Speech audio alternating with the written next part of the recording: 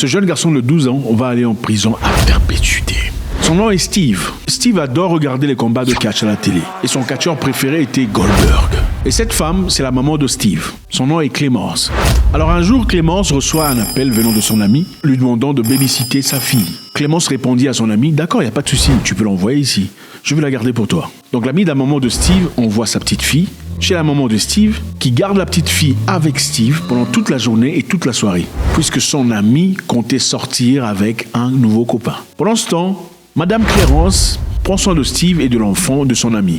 Elle leur donne à manger, leur donne à boire. Ils étaient confortablement assis devant la télévision en regardant un match de catch. Les deux s'amusaient tellement bien qu'ils ont encore demandé à manger. On leur apporta encore à manger et encore à boire pendant qu'ils regardaient joyeusement le match de catch. Alors elle prit un petit moment de break pour aller au premier étage pour se reposer. Steve et la petite fille, qui s'appelait Nala, en train de regarder le combat de catch. Après avoir regardé le combat de catch pendant plusieurs heures, Steve ne voulait plus seulement regarder le combat de catch, il voulait le pratiquer. Alors Steve et la petite fille commençaient à jouer. Ils commencèrent à faire un combat de jeu. Et Steve très vite lui a appris quelques mouvements de catch qu'il avait lui-même vus à la télévision.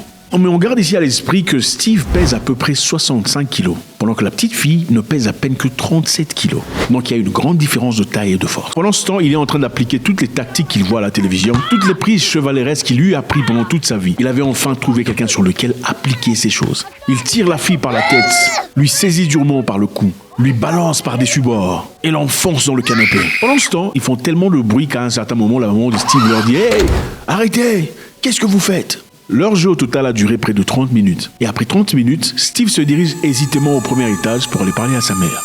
Avec un regard froid, il avait l'air stressé. Au fond de son cœur, le petit Steve savait qu'il y a quelque chose qui clochait. Alors il va vers sa mère et dit « Maman, je crois qu'il y a quelque chose qui ne va pas. » La maman lui demande « Qu'est-ce qui se passe ?» Il répliqua « Carla ne respire plus. » Et sa maman sursaute, elle s'accourt et elle va vers le rez-de-chaussée. Ses cheveux volants, le visage stressé. Il s'accourt vers la petite fille pour regarder son état. Après avoir fourni beaucoup d'efforts, elle réalise que la petite ne répondait pas. Et c'est en ce moment qu'elle prend son téléphone pour appeler les urgences. Malheureusement, c'était fait trop tard. La petite fille ne survivra pas. Steve était beaucoup trop dur et beaucoup trop cru pour une petite fille de son âge. Alors le jour d'après, après un examen médical, le médecin de l'autopsie réalise qu'il y avait quelque chose qui n'allait pas et que la petite fille avait au moins 25 entorses. Il n'était donc pas possible qu'elle les soit faite elle-même. Et avec ça, une fracture à la tête, une fracture aux côtes. L'examinatrice médicale dit que la cause de manque de vie de la petite fille est un homicide. Ceci voulait simplement dire qu'il fallait dans ce cas accuser ce jeune petit de 12 ans de meurtre. Alors la police s'accourt pour aller arrêter le petit Steve, malgré son âge.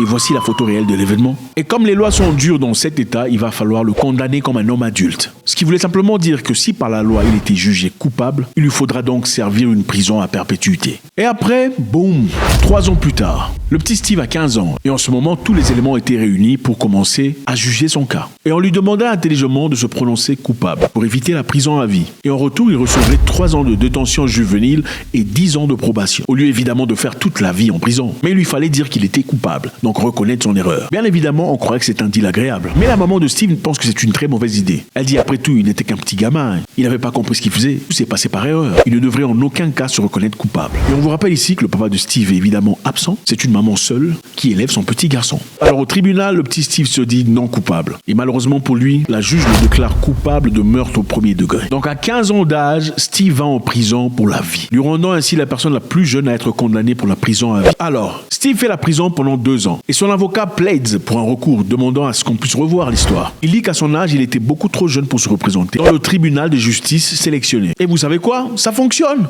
On le libère, on le laisse sortir et on lui donnera une autre chance de faire un nouveau jugement. Mais cette fois-là, on lui dit, au lieu de refaire tout le procès, tu acceptes de faire 1 an de prison à domicile et 10 ans de probation et il te faudra simplement reconnaître que tu es coupable. Si tu ne le reconnais pas, alors tu risquerais, comme la fois précédente, d'être arrêté, mais cette fois-là, pour la vie. Et comme c'est un bon deal, Sting, cette fois-là, accepte le deal. Il fait 1 an de prison à domicile et ensuite il se voit libre pour toujours. Il sort de la prison, il est content, il s'amuse. Maintenant, il a toute la vie devant lui. Il fait la fête, il est joyeux et tout le monde criait jusqu'à ce que quelque chose arrive 1 an plus tard. Il va un soir s'amuser dans l'appartement de un de ses amis. Pendant qu'il s'amusait et regardait un jeu à la télévision, il a une idée malade de commander du pizza. L'agent du pizza, le livreur de pizza arrive expresso, arrivé à la porte. Steve, comme dans un magie ou dans une histoire inconnue, sort son boum boum et demande au livreur de pizza de lui donner tout l'argent. l'argent qu'il a dans les poches. Malade, n'est-ce pas? Steve a décidé de vider les poches du livreur de pizza. Incroyable. Alors le livreur de pizza s'accourt et rentre au boulot. Toute cette chaleur, il prend son téléphone et appelle la police. La police arrive illico presto chez Steve. Il casse brutalement la porte et on arrête Steve. Et voilà sa photo courante. Alors on le charge de vol à main armée, de violation de parole et beaucoup d'autres histoires. Un jeune homme qui clairement voyait sa vie en train de se libérer se remet lui-même dans un trou beaucoup plus profond. Incroyable. Il va au parquet, il se prononce coupable cette fois-là, espérant que ça fonctionne comme dans le précédent. Mais cette fois-là, on lui donne 30 ans de prison. Malade, n'est-ce pas? Après avoir évité une condamnation à vie, après avoir été libéré pendant qu'on a effectué beaucoup d'efforts, finalement une personne elle-même dans une histoire complètement stupide pour avoir 30 ans de prison. Quelles leçons pouvons-nous tirer de cette histoire? La première est très évidente. Personne n'est là pour vous sauver.